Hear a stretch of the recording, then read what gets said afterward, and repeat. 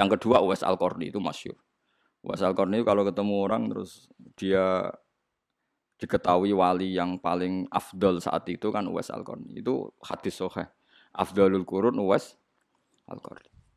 Itu Sayyidina Umar itu dipesan Nabi. Ya Umar, suatu saat di antara umatku ada orang yang doanya mustajab. Dia namanya Uwais Al-Qarni. Dia orang Qoren. Dia punya ibu, dia tidak haji karena ngrumat ibunya. Ya terus saya tahu dia karena apa ya Rasulullah, alamatnya apa? Dia punya baros, punya penyakit begini-begini yang dihilangkan Allah kecuali mau dirham, kecuali satu keping mata uang. Semuanya dikasih alamat terus akhirnya Uwais Al-Qarni itu diketahui oleh Umar ketika dia haji.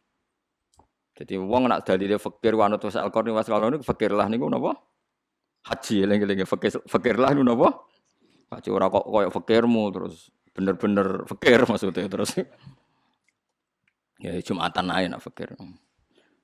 Ben kajine wong fakir napa?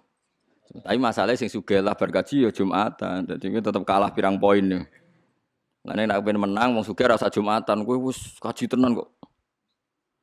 Jumatan yo repot. Walhasil terus Uwais Al-Qarni itu jari Umar, kamu sering ke sini, kita saling berdoa. Uwais Al-Qarni tidak mau. Kalau saya sering ketemu Anda, saya pasti mudahan kakean basa basi. Sudah ini pertemuan kita terakhir. Dan saya pastikan saya meskipun tidak ketemu Anda, saya tetap mendoakan Anda. Ya memang itu resiko. Resiko kenal itu mesti basa-basi. Itu ulama-ulama dulu. Kalau sekarang wis taqabbalallahu minna minkum taqabbal ya kan. Wis macam-macam. Tapi kegedeng ulama itu iso gedhe kowe laruwe apik. Kowe tak melok ngritik ulama lha kowe sapa? Wong kowe ora ulama ya ora apik. Nah padha ulama ngritik ya ben saling kontrol itu bagus. Mulai dulu ulama itu saling enggak sama. Mergo ikhtilaful a'immah rahmah. Misalnya sampean tak bedheki. Ini yang sensitif yang urusan selingkuh. Ada orang zina, Zaid zina sama Sri misalnya. Sebelum nikah sudah kumpul kebo. Terus kemudian Sri itu hamil. Kalau menurut Anda itu Zaid rabi dengan Sri sebelum hamilnya lahir itu boleh apa enggak? Enggak kalau ada di sini. Kalau pacaran kecelakaan hamil itu dikawinkan apa enggak? Dikawinkan kan ada di sini. Oke, setuju Mas? Setuju hamilnya atau setuju kawinnya? Oh? Oh dikawinkan. Wedi dia. Setuju Mas? Dikawinkan. Itu alasannya masuk akal. Nah, dikawinkan tuh harus sama yang menghamili atau orang lain? Menghamili itu dikawinkan. Kalau yang menghamili minggat, boleh nggak dikawin orang lain yang tidak menghamili? Orang semua nggak boleh. Nah, cara kamu, Mas? Boleh, cara saya boleh. Cara kan? Nggak boleh. Yakin? Loh, kada, lagi ngono bingung kok. Mulane mergo khusuk iku dadi. Semua ulama itu berpendapat boleh. Karena orang yang hamil tanpa nikah sahih itu tidak punya iddah. Iddah itu kalau ada nikah sahih. Kalau ada nikah sahih maka iddah. Nah, dengan dia kawin, itu artinya Anda menjadikan dia yang punya tradisi seks bebas, maniak seks, menjadi seksnya syar'an karena nikah. Nah, kalau alasannya halal itu karena supaya tidak zina, supaya nikah, dinikahi yang menghamili atau enggak itu sama-sama boleh karena supaya cepat halal. Sama itu juga ulama fatwanya gitu. Kalau Anda menghalangi nikahnya dia, berarti Anda membiarkan dia dalam perkempulan perkawinan Lho kula nate ngalami lho sebagai kiai.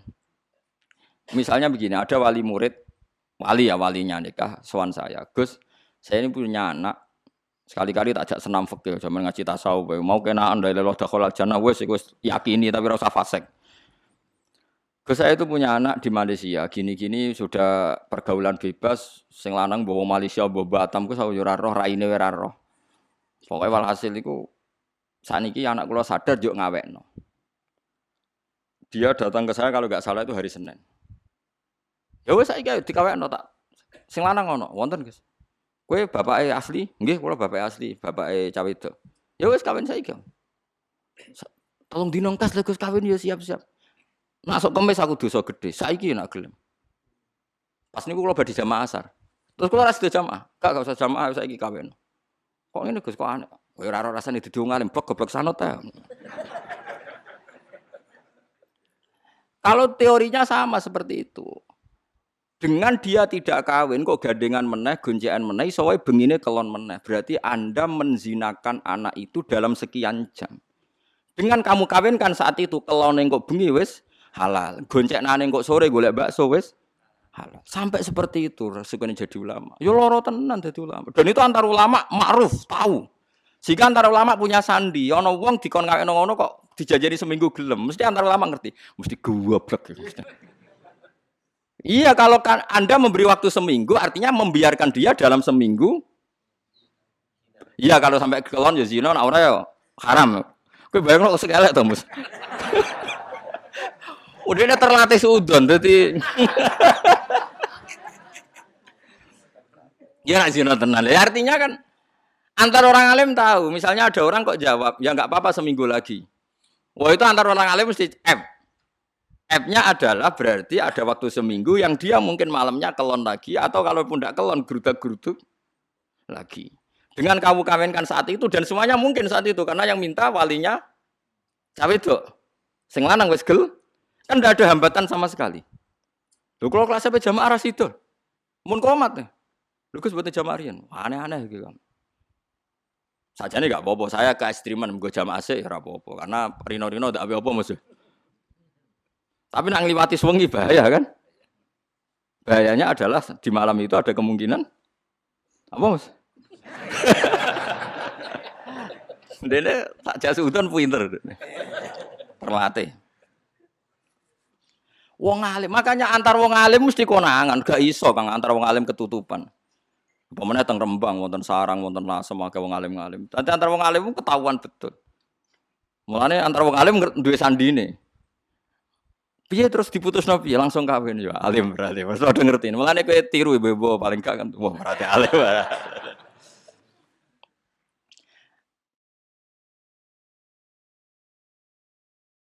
Itu yang kalau yang menikahi itu yang menghamili itu disepakati ulama boleh. Tapi tadi kan ada masalah yang kalau yang nikahi itu orang yang tidak menghamili. Itu rata-rata mazhab kita mengatakan boleh-bolehnya karena mengakhiri zina. Ya soal anaknya tadi, bahkan di kawin yang menghamili pun tidak nasab ke bapaknya karena produk tidak nikah apa? Tidak nikah sahih. Nah, itu pertanyaannya ya seperti itu. Tapi kalau yang dinikahi orang lain, memang banyak ulama mengatakan jangan.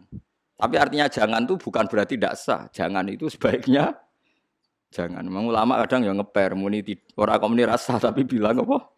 Jangan. Jangan tapi nak kayak gini malah dicurigai gitu. Lho nak wonge ayu kan bahaya kowe dicurigai nak elek ra apa-apa wis.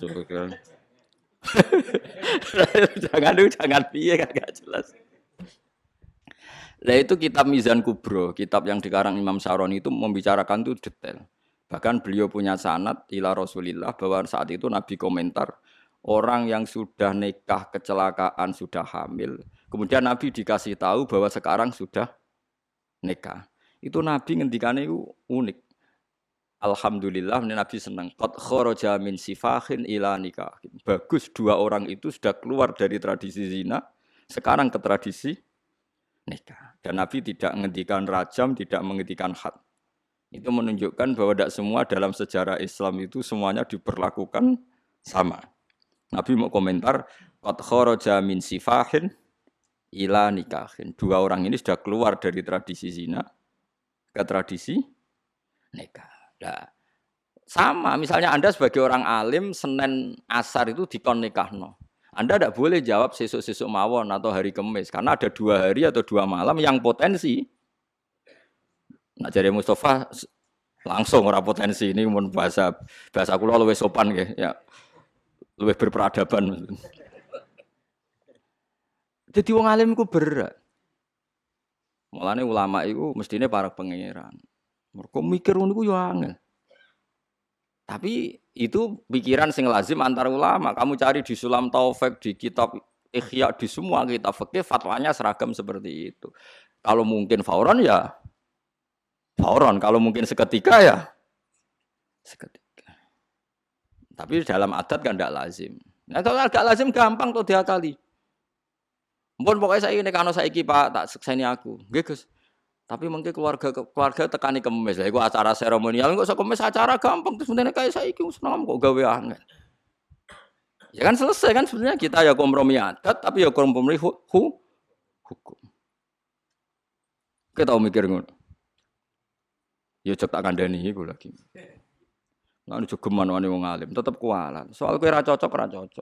Kecuali kowe padha ngalime hasud-hasudan sithik macem nggo senine dunyo. Dan orang alim serasa melok-melok, ngeri. Fa innaluhumal ulama masmumah dari Imam Nawawi itu dagingnya ulama itu ono racune, kowe nek macam-macam mesti kualat. Iku ulama era kepengen lah mesti malati karena ya itu tadi. Orang sehari-harinya itu otaknya, pikirannya, darahnya semuanya untuk menertibkan hukumnya pangeran. Kemudian mbok komentari mau urusan sepe. Mau berat kualat tenan.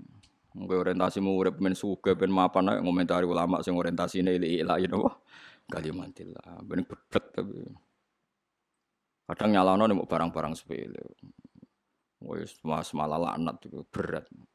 Sayyidina Ali paling pusing ngadepi wong ahli ibadah saleh mergo ngrusak napa tatanan. Itu kalau di Anah itu ceritanya detail sekali. Yang ngarang anak itu Sayyid Abi Bakar Sato. Kalau sanad saya misalnya saya ngaji Mbah Mun dulu pernah ngaji Mbah Karim Lirboyo terus ngaji sama Mbah Hasyim Asy'ari itu ngaji sama Mbah Mahfud Termas itu ngaji sama Sayyid Abi Bakar Sato.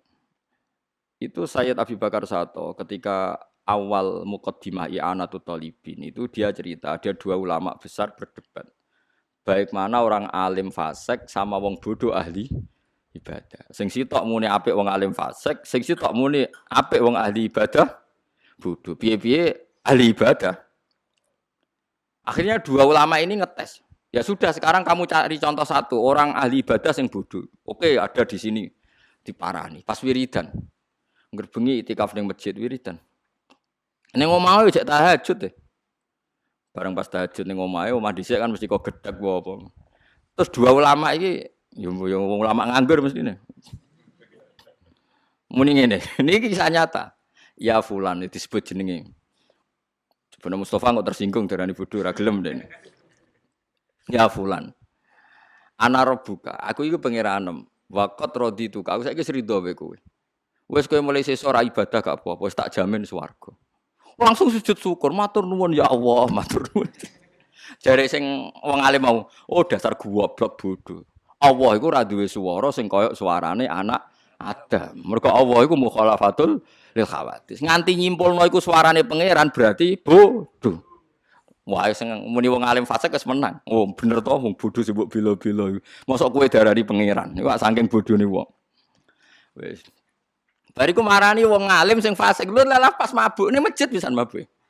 Mergo wong ku nak ngalim iku ya kaya wong soleh sedengan. Kan ono wong iku mau mereman ning masjid tapi meremani jamaah ngaji.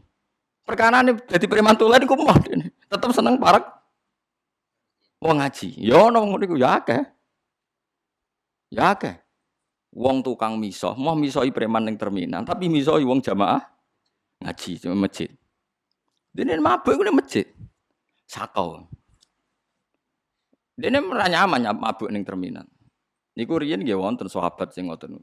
Seneng mabuk tapi senengane sowan Nabi. Sampai Nabi ya dikhat, to hari ku ya mabuk meneh. Ngerti takoki sahabat, kowe seneng Nabi kok mabuk? Ya mabuk ya seneng sowan Nabi ya seneng piye gitu. Jenenge Nuaiman. Sampai sahabat nak nyeluk dekne khimar, "Hei khimar, wong aneh." Dan agak sowan Nabi gak nyaman, tapi nak gak mabuk ya. Gak nyaman, tapi mboten ngantos kados Freddy mboten, sako-sako sithik ngono pokoke isik. Akhirnya pas teng masjid sako iku diomongi ngeten. Ya fulan, ana rabbuka. Ama tastahyi minni. Aku iki pangeran, mbok yo isin mbek aku wong kok amben mak siap. Si ngalim yang sako tadi yang mabuk tadi langsung ngambil pedang.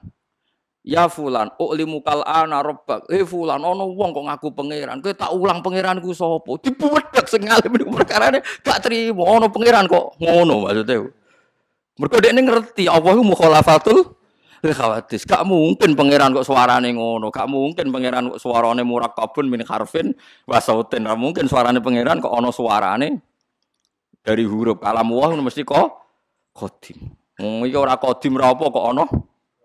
Tibu wedang untung ora kecekel, ora bacok tenan. Akhirnya menang wae. Lho delok le wong alim fasik. Fasik wae jek uteke tumerat. Nah Allah iku mukhalafatul khawatis.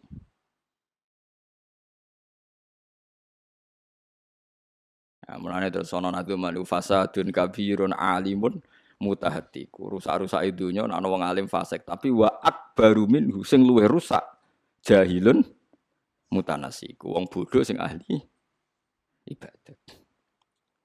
Ya wow, gara-gara kowe saleh bodoh terus darani la ilaha illallah.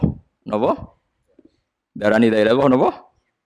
Padahal la ilaha illallah kalimat sing dadekno wong kafir wae mukmin. Yo pisan tok syaraté. Lho ya sampeyan saiki kita bedheki wong kafir 70 tahun, syaratnya menjadi Islam nglafat la ilaha illallah ping 1 sebab cukup pisan. Yakin? Yakin berarti salim. Wis ngono tok salim wis sampe. Lah iya mulane riyen zaman sahabat nak jagongan seperti mataquluna fi ma qaulukum fi arja ayatin fil Qur'an. Quran paling memberi pengharapan ayat apa? Mereka menjawab napa? Qul lil ladzina kafaru iyantahu yughfar lahum ma qad salah. Muhammad wong kafir kabeh umumno kandhani sekali dekne Islam yughfar lahum ma qad salah. Lah dadine Islam mergo la ilaha illallah. Paham ya eling-eling. Wow, mulane kapan-kapan nak ana wong kafir masuk Islam ning omahe sampeyan, ya mek ngadeg-ngadeganlah langsung syahadatno nggih la ilaha illallah. Lah soal bariku ana etika sosial monggo-monggo pinarak-pinarak riyen kalau damel teh iku gak masalah. Mergo wis dadi wis dadi napa? Mukmin. Aja kok kepen Islam terus monggo-monggo pinarak riyen mung gampil. Baru gak notes sih. Monggo dariyen wah bar. Berarti ada sekian menit yang masih kafir gara-gara salah Anda. Paham ya? Mulane kabeh kitab darani nek ana wong kafir masuk Islam kudu disyahadatno fauron, kudu disyahadatno fauron. Nek ana wong potensi zina kok gelem nikah dan semua perangkatnya siap, misalnya waline siap ya kudu dinikahno fauron. Nggih kudu dinikahno fauron. Jadi fauron itu untuk jagani sekian kemungkinan mau. Mergo kok bengi nek urung dinikahno kok kelon meneh, berarti Anda ikut urun apa Mas? Urun kelon ta urun dosa? Oh? Urun dosa. Urun kelon. Repot. Tapi sing bodoh aja terus ibadah lho ngono sen. Makane tak kei mukadimah, aku tak ulang ilmu tapi gak usah dadi fase. Ngono terus mulai ngaji dari Gus Ba wong bodoh ora oleh ibadah. Wah, wis bodho ora ibadah terus kape opo? Mulang jalalan ra iso, mulang ihya ra iso. Salat qobliyah gak gelem, wae malah dadi opo. Ya cara kula dadi wong bodho ya sering itikaf. Ditetir lho kula nu bodho nggih sering itikaf. Berhubung ra bodho ya kadang-kadang mau itikaf. Nek kula tetep sering itikaf, sampeyan itikaf akeh kula. Lah kula nek itikaf kan Mekah padha karo 1000 itikaf. Ora aku sering digotlek kiai desa sering kaji. Gus, jenengan kiai kok jarang itikaf. Jare sapa? Kowe itikaf lagi pirang tahun? Ya khusukku jog 5 tahun terakhir. Wah, aku kenane nang Mekah. Iku pisane padha karo 1000. Wah, skala adoh gitu. Wah. Jare curang Gus, curang ra curang. Enak ngenyek wong ngene. Mulai itikaf gak tanggung-tanggung. Nek Mekah kan banding 1000 to nggih. Lah nek sedina itikaf ping 5 1000. Wis ngono kualitas A wong alim. Wah, tambah double-double. Wis tak akali, pokoke hukum-hukum iku iso tak akali. Padahal iku ning Medina. Misale 1000 ya 1500 piro teng Medina. Wis kuatah lah. Urung teng kene Masjid Imam Bukhari kula nate itikaf teng Masjid Imam Bukhari. Sinau kitab Bukhari. Kariyen para habib sing alim-alim nak khataman Bukhari niku tabarruk sinau teng masjid napa? Itu sekitar 600 meter dari Masjid Nabawi. Kula nggih nate sinau teng mriku. Ya lagi ketemu ngalim-ngalim sing cara pandang sama. Di nak musim haji wong alim ora janjian mesti ya delalah ketemu nang kono. Nah sing ora ngalim krungu ora. Dadi penak wong ora ngalim tanganan penak. Wah, aku ada yo iri yo. Ambek bojone mau blonjo tok, kadang ketemu kancane, mau urusan opo kok penak urip kok ora target terus. Kadang mau takok, "Sehat ta ora?" "Sehat." "Rokokmu ijek," ngono tok. "Oh, ijek nggo ke Indonesia akeh." Waduh. Aku gak malaikat nyatetin ibadahe piye bakal bahasane mau ngono.